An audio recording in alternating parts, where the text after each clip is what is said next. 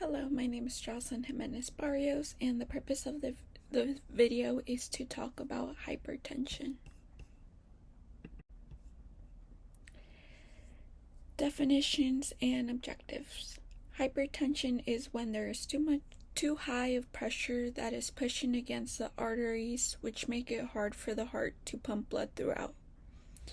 The objective of the presentation is to explore hypertension, including the impact on the population, etiology and risk factors, pathophysiology, clinical manifestations and complications, treatment, and nursing evidence-based practice. Hypertension has a huge impact on the U.S. population. It is more common now than ever. It causes death worldwide. The prevalence rate for hypertension is 119.9 million people in the United States. The mortality rate was 42,343 in 2024, and the cost for patients with hypertension in 2019 was $219 billion. The cost of medical for patients with hypertension is $2,759, higher than people without high blood pressure.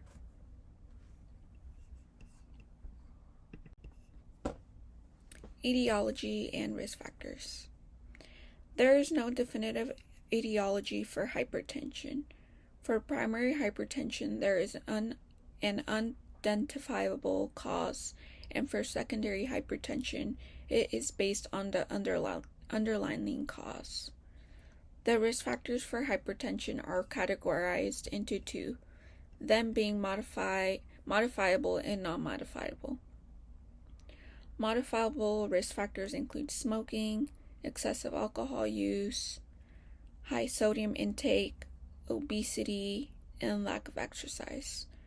There are some risk factors that people can decrease by changing their lifestyles, which are the ones I just mentioned. The non-modifiable risk factors include advanced age, pregnancy, also known as preeclampsia, and race, such as black.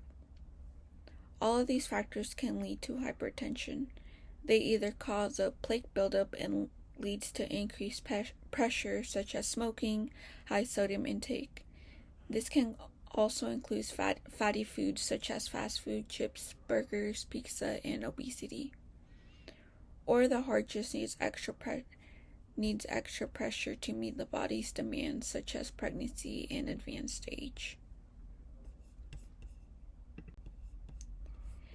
In this next slide, we're going to be talking about the pathophysiology of hypertension. Both the renal and vascular are impaired. The renin-angiotensin-aldosterone system is activated. It activates once the renin is released. This is caused due to kidneys not getting enough perfusion throughout. The RAS system eventually leads to increased sodium and water retention too, because the kidneys are impaired, and it also increases the vascular system. Angiotensin II plays a huge role in regulating blood pressure. Angiotensin II is a vasoconstrictor, part of the RAS. Angiotensin II activates with many receptors such as AT1 and AT2. The receptors that lead the hypertension are AT1. The kidneys also activate the sympathetic nervous system. The kidneys send signal to the brain to activate the sympathetic nervous system. This leads to increased sympathetic nervous system, which leads to increased heart rate and increased sympathetic vasocontraction. The image provided gives a detailed idea of how hypertension is. It forces blood throughout the veins and arteries of the wall.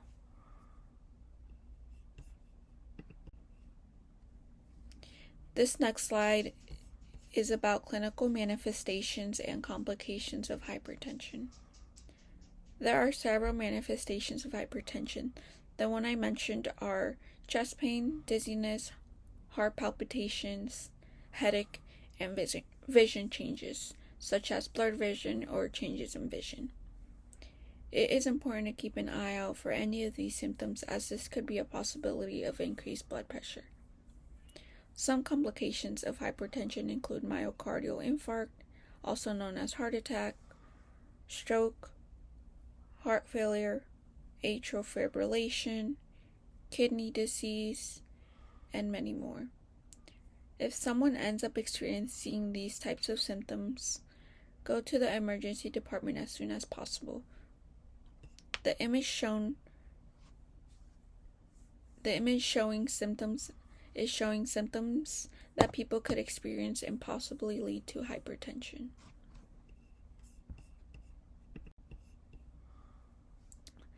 The most important treatment options for hypertension specifically is blood pressure medications. This includes angiotensin converting enzyme inhibitors such as ramipril, lisinopril, and enalapril. Angiotensin II receptor blockers such as losartan and valsartan, and also calcium channel blockers such as amlodipine, nifedipine, and verapamil. All of these medications help decrease blood pressure. It is important to let the doctors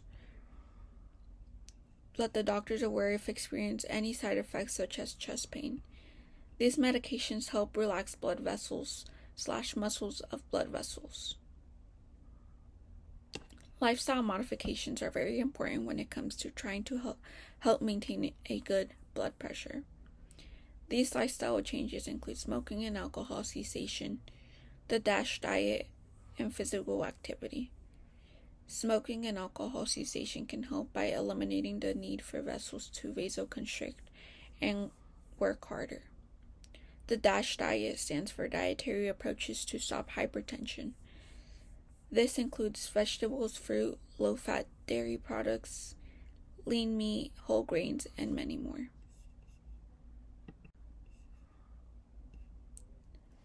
The organization chosen is World Health Organization article Hypertension. The summary of this article is that hypertension is really common in today's world.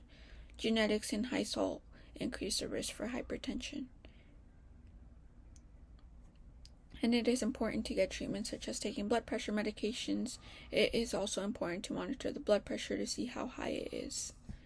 Some complications include irregular heartbeat and heart failure. The nursing care recommendations include treating high blood pressure and regularly check of blood pressure. And these are my references. Thank you.